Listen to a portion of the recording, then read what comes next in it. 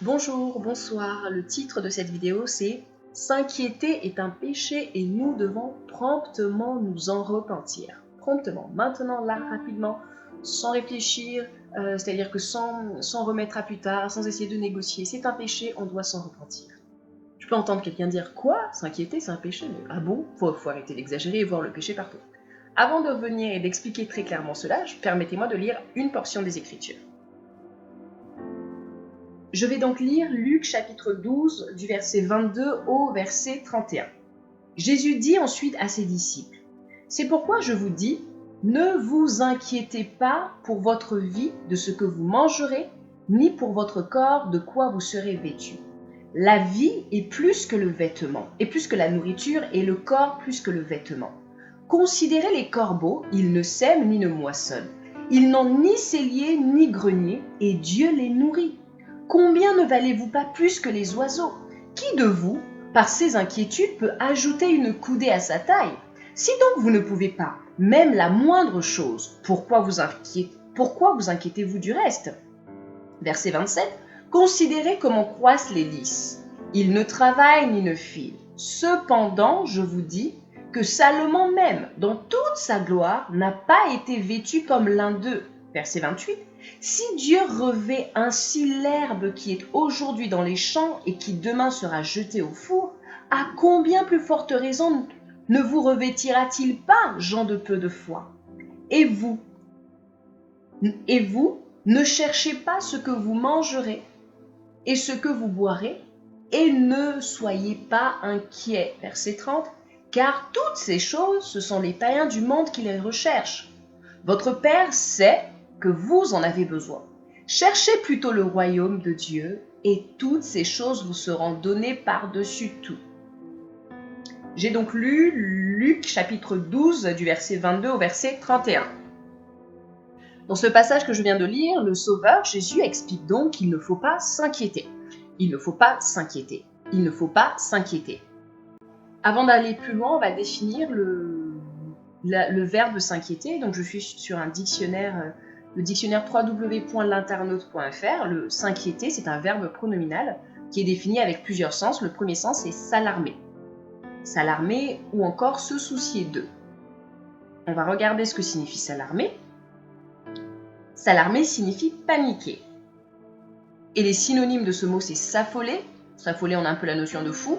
C'est déjà pas très bon. Paniquer. Prendre crainte. Donc, que signifie paniquer? Être angoissé, céder à l'affolement. Je crois on s'arrêtera ici. Être angoissé et céder à l'affolement, céder à la panique. Autrement dit, on n'est même pas maître de nous-mêmes. Il y a un proverbe dans le livre des Proverbes qui est écrit « Comme une ville forcée et sans muraille, ainsi est l'homme qui n'est pas maître de lui-même. » Vous retrouverez ce proverbe dans le livre des Proverbes, chapitre 25, au verset 28. Je m'arrête d'abord sur ce proverbe afin que chacun d'entre nous puisse avoir cette idée en tête, puisse imaginer ce que signifie ce proverbe. Une ville qui est sans muraille, ça veut dire que ça peut être une ville ou une maison, tout le monde peut rentrer. Il y a des allées-venues, tout le monde peut rentrer et faire ce qu'il veut. Et c'est ainsi qu'est l'homme qui n'est pas maître de lui-même. Ainsi qu'est l'homme qui ne maîtrise même pas ses pensées, ne maîtrise même pas ses sentiments, ne maîtrise même pas ses émotions, qui est dans l'affolement, la panique.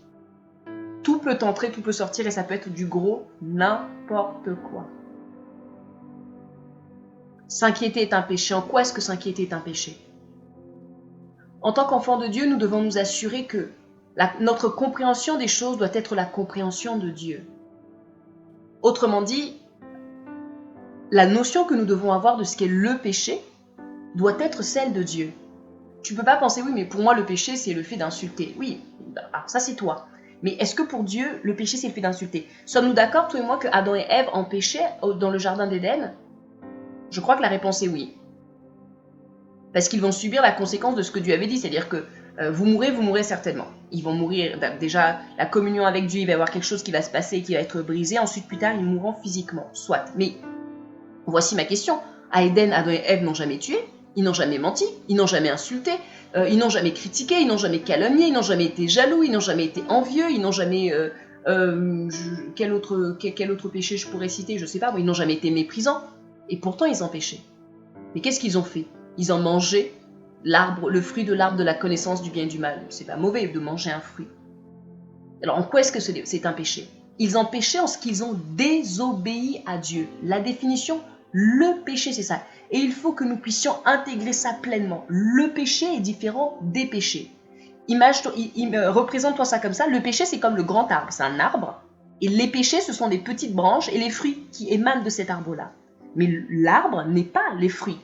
L'arbre est différent des branches. C'est-à-dire que de l'arbre sortent les branches et les fruits. Mais les branches et les fruits ne sont pas l'arbre en soi. Et l'arbre, c'est le péché.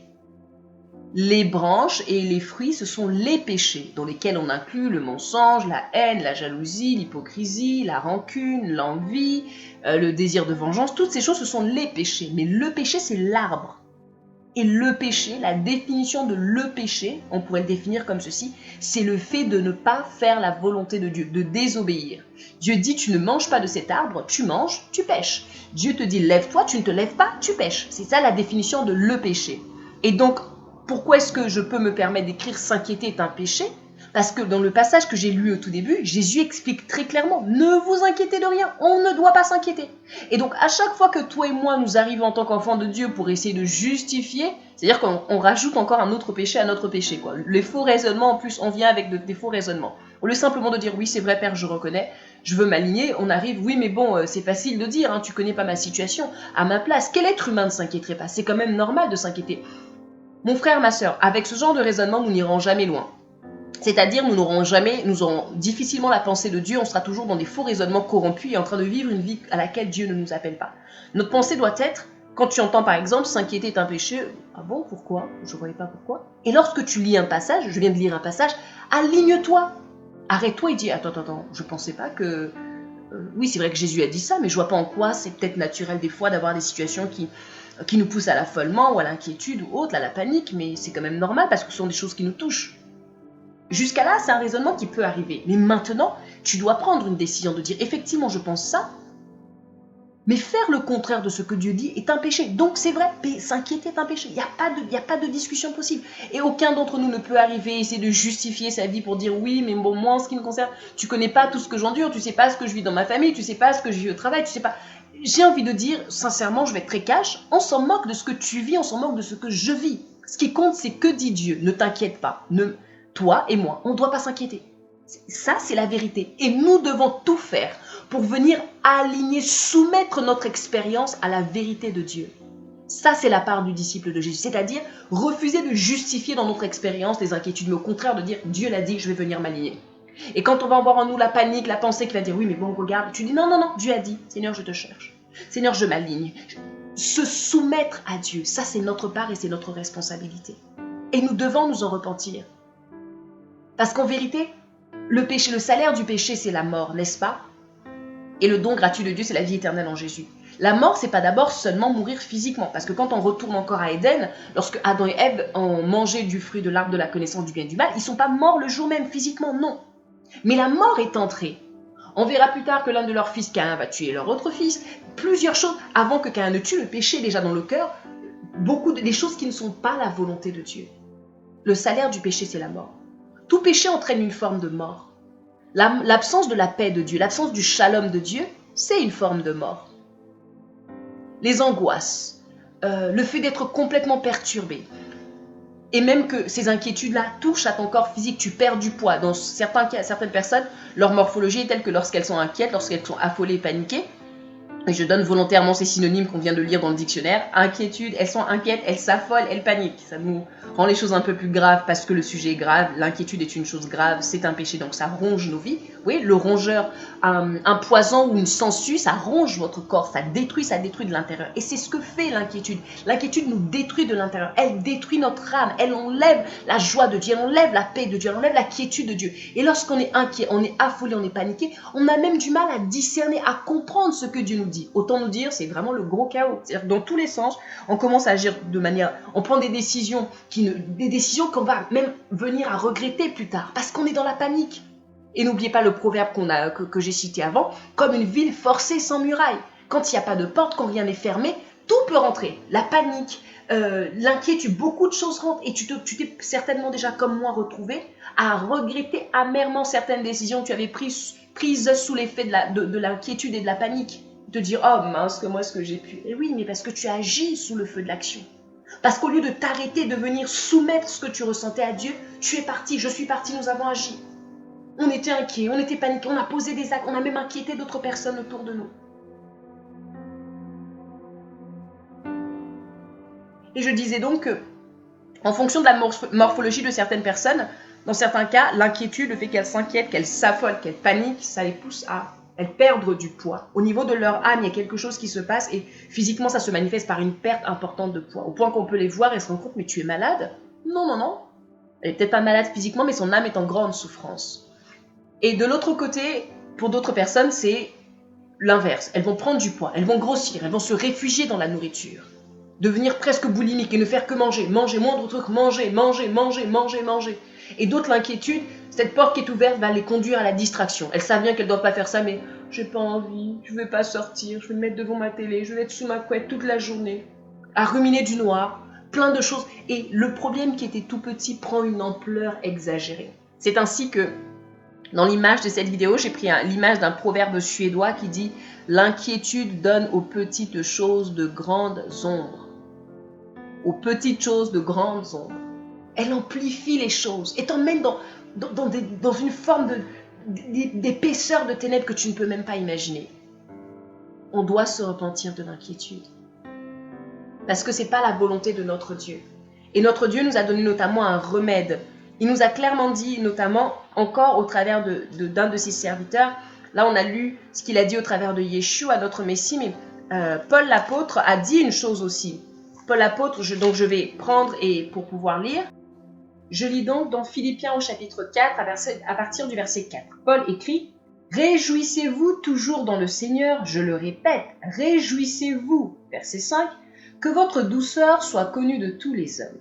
Le Seigneur est proche. » Verset 6, « Ne vous inquiétez de rien, mais en toutes choses faites connaître vos besoins à Dieu, par des prières et des supplications avec des actions de grâce. Et la paix de Dieu qui surpasse toute intelligence gardera vos cœurs et vos pensées en Christ.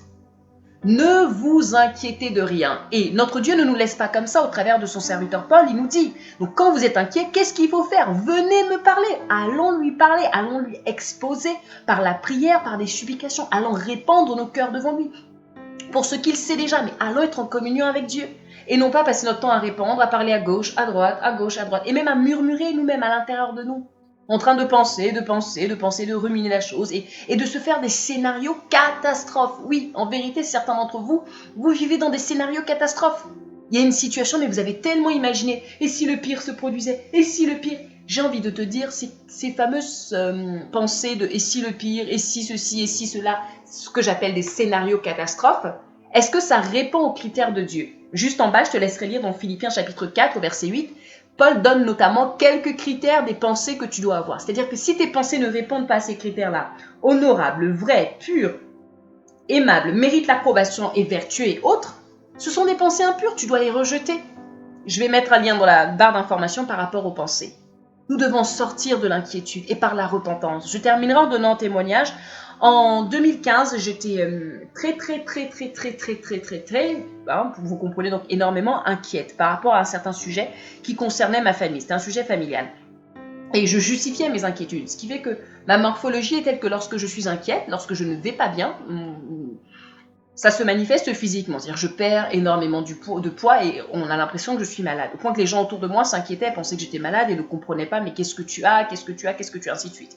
Et le problème, c'est que je justifiais. Je savais très bien que j'étais dans cette phase d'amaigrissement extrême parce que ça n'allait pas dans mon âme.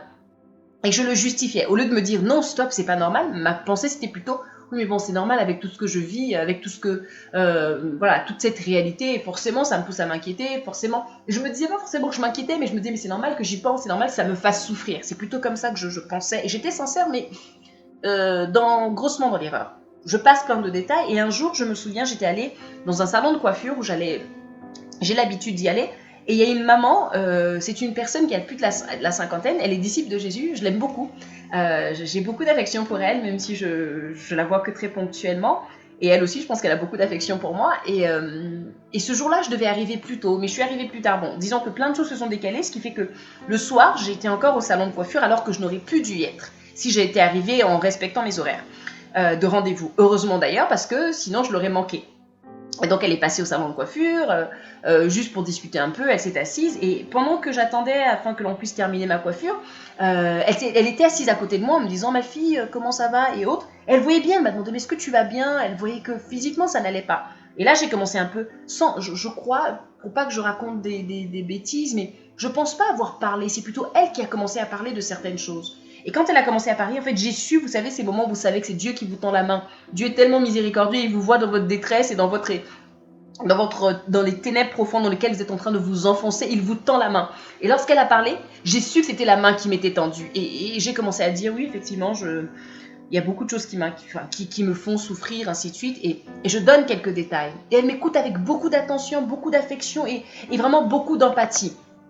Et à la fin, j'ai beaucoup aimé parce que elle aurait pu avoir une position « Oh, pauvre de toi ». Non, elle s'est tenue du côté de Dieu. C'est-à-dire qu'elle s'est tenue du côté où, pour me donner des conseils qui vont produire en moi la vie, même si ça peut sur le moment brusquer un peu mon âme, mes émotions, je vais me sentir « Ah oui, mais j'ai l'impression qu'elle ne compatit pas, elle ne comprend pas tout ce que je vis ».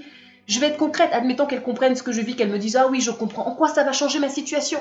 Ce dont j'ai besoin, c'est d'un remède. Même si ce remède, à première vue, me semble un peu brutal et me fait mal, si ça me sort des ténèbres dans lesquelles je suis, alors je suis partante et je suis preneuse. Elle m'a parlé de l'inquiétude, que je ne devais pas m'inquiéter, que l'inquiétude ne glorifiait pas Dieu, que c'était un péché.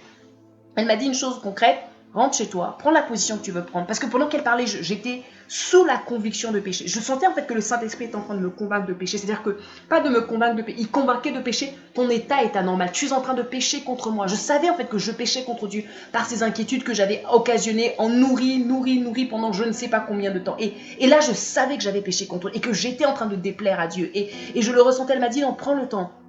Lorsque tu auras terminé, rentre chez toi, salue tout le monde, toute ta famille, et peut-être va dans ta chambre, et si tu veux te mettre à genoux, mets-toi à genoux, et demande pardon à Dieu. Ne justifie rien, ne justifie plus rien.